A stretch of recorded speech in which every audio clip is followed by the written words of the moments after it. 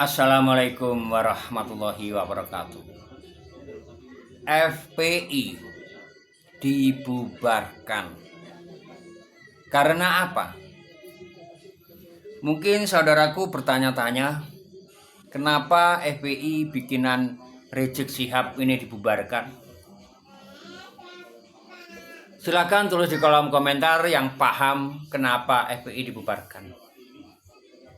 Di mana FPI ini bentukan imam besar Habib Rizik Syihab atau imam besar Habib Jumbo, Habib Unyil, imam nyemot. Subhanallah, astagfirullahaladzim. Kalau menurut saya FPI dibubarkan itu karena perilaku mereka tidak sesuai dengan agama. From pembela Islam sekarang menjadi Front Persaudaraan Islam. Sama FPI. Ya, orangnya sama. Cuma artinya saja yang dirubah. Kenapa kok tidak dihabiskan ke akar-akarnya? Karena mereka mengaku sebagai cucu Nabi dan ngeyel. Walaupun tidak terbukti, main paksa agar orang lain percaya gitu loh. Ya. Kalau menurut saya wajar FPI dibubarkan, saudaraku. Karena mereka mengusung khilafah pertama. Yang kedua, mereka selalu bikin gaduh. Ya. Sok beragamis tetapi tingkah lakunya sok bukan agamis. Katanya menjalankan syariat Islam. Merusak orang-orang yang tidak sepaham.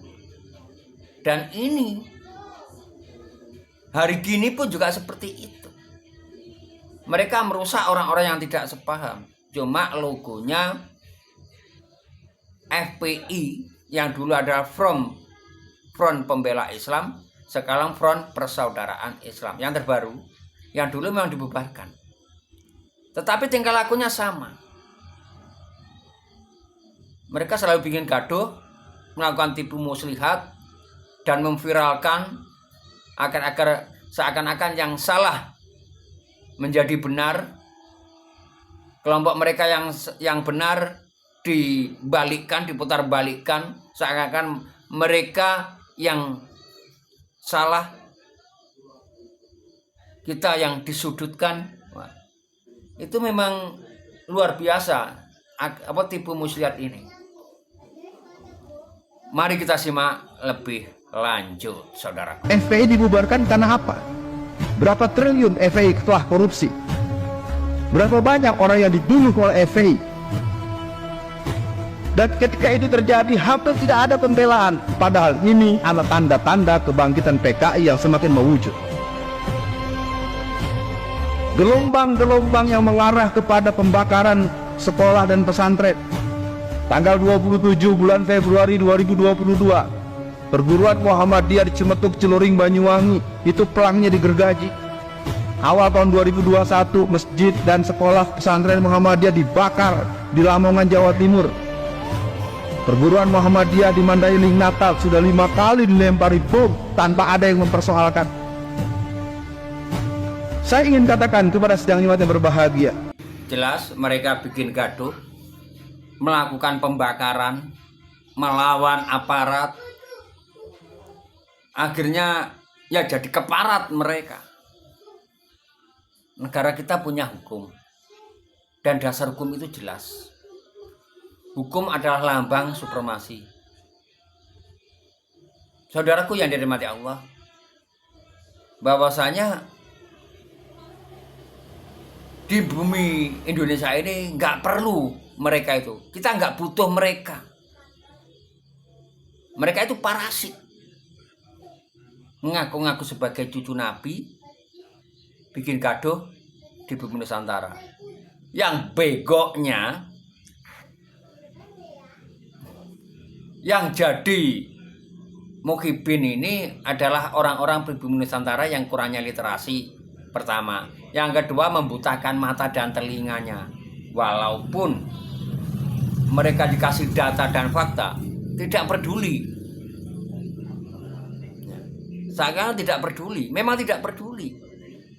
Makanya Kiai Haji Imaduddin Usman Al-Bantani ini memberikan buku, menyebar buku kepada ulama kiai agar terselamatkan bumi Nusantara ini, bumi Indonesia dari cengkraman-cengkraman dan doktrin-doktrin mereka. Mereka datang membawa cerita, bukan membawa kebenaran, membawa cerita, menceritakan tentang leluhurnya.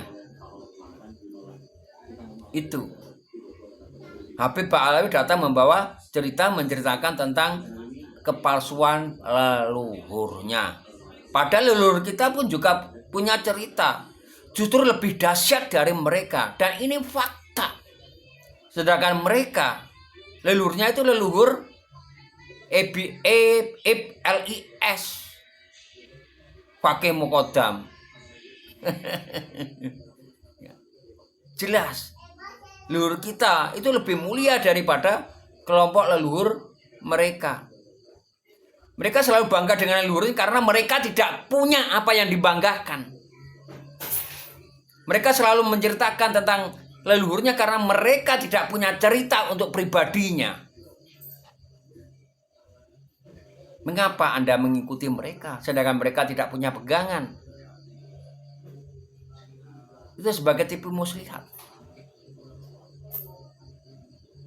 Pergerakan ini murni. Jangan sampai ada kata, wah itu dibiayai, itu dianu, jangan. Ya, kita murni memberikan edukasi kepada saudara-saudara kita yang belum mengerti bahayanya FPI. Terima kasih, saya akhiri. Wassalamualaikum warahmatullahi wabarakatuh. Salam waras.